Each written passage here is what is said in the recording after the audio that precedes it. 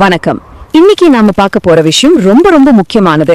தமிழ்நாட்டோட சுற்றுச்சூழல் எவ்வளவு பெரிய ஒரு நெருக்கடியில இருக்கு, அதுல இருந்து நாம எப்படி மீண்டு வரப்போறோம் அப்படிங்கறத பத்தின ஒரு தெளிவான தொகுப்பு தான் இது. இது வெறும் மரங்களை பத்தின ஒரு பாடம் கிடையாதுங்க. நம்ம நிலம், நம்ம தண்ணி, ஒட்டுமொத்தமா நம்ம எதிர்காலத்தையே தீர்மானிக்க போற ஒரு நிஜ கதை. வாங்க நேரடியா விஷயத்துக்குள்ள போயிடலாம். நாம நடும் ஒவ்வொரு மரமும் வெறும் மரம் மட்டும் இல்ல, அது ஒரு வகுப்பறை, ஒரு கார்பன் தொட்டி, ஒரு தொழில் வாய்ப்பு, குறிப்பா நம்ம எதிர்காலத்துக்கான ஒரு அர்ப்பணிப்பு. இந்த வரிகளை இப்படி ஒரு வறண்ட பாறைவன மாதிரி இருக்கிற நிலத்துல நின்னு படிக்கும்போதுதான் உண்மையான சுற்றுச்சூழல் மறுசீரமைப்புனா என்ன, அது அடுத்தடுத்த தலைமுறைகளுக்கு எவ்வளவு பெரிய தாக்கத்தை ஏற்படுத்தும்னு நமக்கு ஆழமா புரியுது. முதல்ல இப்போதைய கள நிலவரம் என்ன அப்படிங்கறத நாம புரிஞ்சுக்கணும். தமிழ்நாடோட கிராமப்புறங்கள் உண்மையிலேயே எவ்வளவு கடுமையான ஒரு வறட்சியில சிக்கி தவிக்குது அப்படிங்கறத எந்த மூடி மறைப்பும் இல்லாம அப்படியே பார்க்க போறோம். இப்போ இங்க பாருங்க, இது சிவகங்கை மாவட்டத்துல இருக்கிற கப்பனூர் காப்புக்காடு. சுமார் 28 ஹெக்டேர், அதாவது 68 ஏக்கர் நிலம் எப்படி உயிரற்ற ஒரு பாலைவனம் மாதிரி இருக்கு பாத்தீங்களா?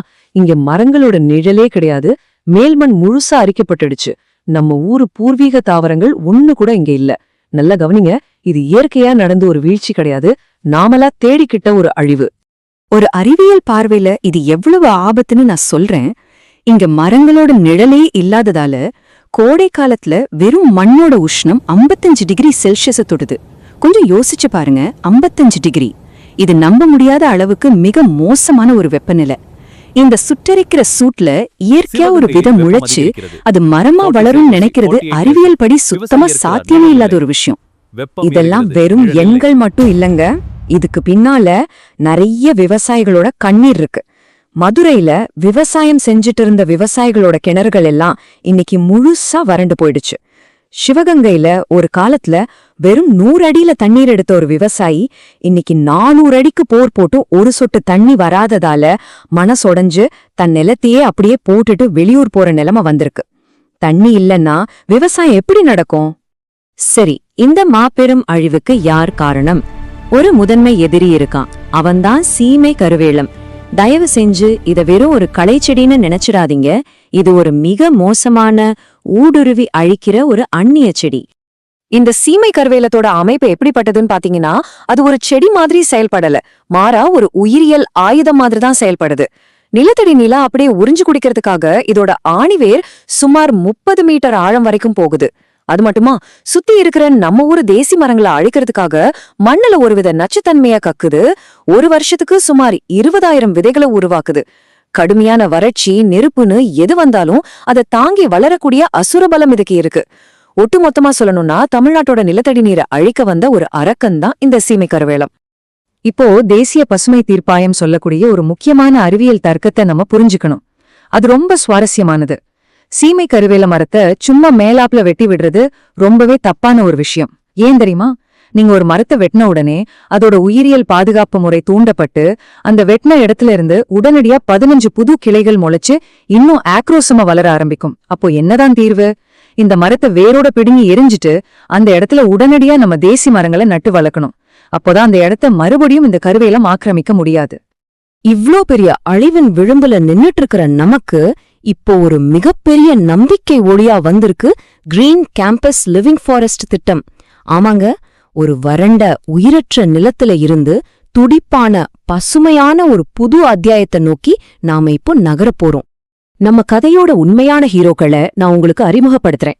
அவங்க வேற யாரும் இல்ல, தமிழ்நாட்டோட இளைய தலைமுறையான நம்ம மாணவர்கள் தான்.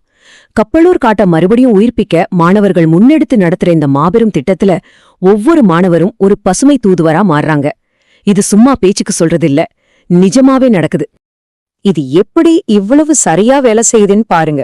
ஒரு மாணவி அவளோட சொந்த கையால ஒரு தேசி மரக்கன்று நடுகிறான்னு வச்சுப்போம். அந்த மரக்கன்றுக்குன்னு தனியா ஒரு NFC மற்றும் QR குறியீடு பொருத்தப்படுது. அதுக்கப்புறம் mytree.in அப்படிங்கிற இணையதளத்தின் மூலமா GPS தொழில்நுட்பத்தோட அந்த மரம் அவளோட பேர்ல பதிவு செய்யப்படுது. இதோட முடிஞ்சுதா? இல்ல. அடுத்த 20 வருஷத்துக்கு அந்த மரம் கண்காணிக்கப்படும். தான் நட்ட ஒரு மரம் காலம் காலமா தன்னோட பசுமை அடையாளமா உயிரோடு நிக்கும் அப்படிங்கிற அந்த உணர்வு இருக்கு பாத்தீங்களா? அதுதான் இந்த திட்டத்தோட மிகப்பெரிய பலமே. இப்போ இதோட பிரம்மாண்டத்தை கொஞ்சம் கற்பனை செஞ்சு பாருங்க. 100 வெவ்வேறு கல்லூரிகளைச் சேர்ந்த 10,000 மாணவர்கள் ஒன்னா இணைஞ்சு ஒரே ஒரு மாபெரும் காட்டை தங்களோட சொந்த கைகளால உருவாக்கிட்டு வராங்க. 10,000 பேரு. இது சாதாரணமான எண்ணிக்கை கிடையாது. இது ஒரு மாபெரும் இளைஞர் படை. இயற்கையை மீட்கிற இந்த உன்னதமான பணி எப்படி மாணவர்களோட கல்வியோட சரியா இணைக்கப்பட்டிருக்குங்கிறது தான் இங்க ஒரு மாஸ்டர் ஸ்ட்ரோக். இந்த திட்டத்துல மாணவர்கள் பங்கு பெறுவது மூலமா புதிய கல்விக் கொள்கையான NEP 2020 கீழ் அவங்களுக்கு கல்வி கடன்கள், அதாவது அகாடமிக் கிரெடிட்ஸ் கிடைக்குது. NSS மற்றும் NCC மாணவர்களுக்கான கட்டாய மணி நேரங்களை இது பூர்த்தி செய்யுது. அது மட்டும் இல்லாம கல்லூரிகளுக்கு NIAC மதிப்பீட்டிற்கான ஒரு மிக முக்கியமான ஆதாரமாவும் இது அமையுது. இதுக்கெல்லாம் மேல மாணவர்களுக்கு LinkedIn மூலமா வெரிஃபை பண்ணப்பட்ட சான்றிதழ்களும் கிடைக்குது. இது எவ்வளவு அருமையான ஒரு கட்டமைப்புன்னு நீங்களே பாருங்க. ஒரு பக்கம் சுற்றுச்சூழல் பாதுகாக்கப்படுது, அதே நேரத்துல உள்ளூர் மக்களோட வாழ்வாதாரமும் உயருது. இந்த கொடிய சீமை கருவேல மரங்களை வேரோட அகற்றுவதுங்கிறது ரொம்ப கடினமான வேலை. அந்த வேலைக்காக மகாத்மா காந்தி தேசிய ஊரக வேலை உறுதி திட்டமான MGNREGA மூலமா சிவகங்கை மாவட்ட விவசாயிகளுக்கும் தொழிலாளர்களுக்கும் 38 லட்சம் ரூபாய்க்கு மேல நேரடி கூலியா போய் சேர்ந்திருக்கு. அதாவது காடும் வளருது, அதை நம்பி இருக்கிற விவசாயிகளோட வாழ்வும் மலருது. சரி, எல்லாமே ரொம்ப நல்லா இருக்குன்னு நாம ஒரு கற்பனை உலகத்துல வாழ்ந்துட முடியாது. இது ஒரு நெடிய சவாலான அறிவியல் பயணம். அதனால இந்த திட்டத்துல இருக்கிற நிஜமான நடைமுறை சிக்கல்களையும் நாம வெளிப்படையா பேசியே ஆகணும். இந்த திட்டத்துல பல நல்ல விஷயங்கள் இருந்தாலும் சவால்கள் மிக மிக கடுமையானவை. முதல் வருஷத்துல அந்த ஆழமான வேர்களை கொண்ட சீமை கருவேலத்தை அகற்றுவதுங்கிறது ரத்தமும் வேர்வையும் சிந்தக்கூடிய ஒரு கடுமையான உடல் உழைப்பு. அது ஆரம்பத்துல சில சூழலியல் இடையூறுகளை கூட ஏற்படுத்தும். அடுத்து புதுசா வச்ச மரங்கள் வளரணும்னா நம்ம முழுசா பருவமழைய மட்டும்தான் நம்பியிருக்கோம்.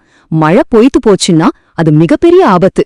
எல்லாவற்றுக்கும் மேலா இந்த மாணவர்களோட ஈடுபாட்ட தொடர்ந்து 5 வருஷத்துக்கு குறையாம பாத்துக்கிறதும், இதோட முழுமையான பலனை பார்க்க 10 வருஷம் வரைக்கும் சம்பந்தப்பட்ட எல்லாரும் பொறுமையோட காத்திருக்கிறதும் சாதாரண விஷயமே கிடையாது. இது ஒரு பெரிய தவம். இவ்வளவு சவால்களையும் தாண்டி நாம சாதிக்க போறது என்ன? இந்த தரவுகள், இந்த உழைப்பு எல்லாமே நம்மளை ஒரு உறுதியான முடிவுக்கு கொண்டு வருது. அதுதான் நமது காடோ நமது எதிர்காலம். ஒரு 5 வருஷ தொடர் உழைப்புக்கு பிறகு இந்த கப்பலூர் காப்பு காடு எப்படி காட்சியளிக்கும் அப்படிங்கிறதுக்கான ஒரு அற்புதமான பார்வைதான் இது. இது வெறும் வறண்ட மணல் மேடு கிடையாதுங்க. அடர்த்தியான உயிருள்ள ஒரு மாபெரும் காடு. தன்னோட மாணவர்களையும் தன் காடுகளையும் தன் எதிர்காலத்தையும் ஒரே நேரத்துல மீட்டெடுக்கும் ஒரு பெருமை மிகு மாநிலமா நம்ம தமிழ்நாடு உலக அரங்கத்துல தலை நிமிர்ந்து நிக்கும். இந்த தொகுப்போட இறுதியில ஒரு ஆழமான கேள்விய நாங்க உங்க முன்னாடி வைக்கிறோம். மாணவர்கள் தங்களோட சொந்த கைகளாலேயே பூர்வீக காடுகளை மீட்டெடுக்கிற தமிழ்நாட்டோட இந்த மாடல் நாளைக்கு இந்த உலகமே பூமியை குணப்படுத்த பயன்படுத்த போற ஒரு வழிகாட்டுதலா மாறுமா? கண்டிப்பா மாறும்னு நாங்க நம்புறோம். கப்பலூர் காட்டோட இந்த பசுமையான பயணத்தை நாமும் தொடர்ந்து கவனிப்போம். நன்றி.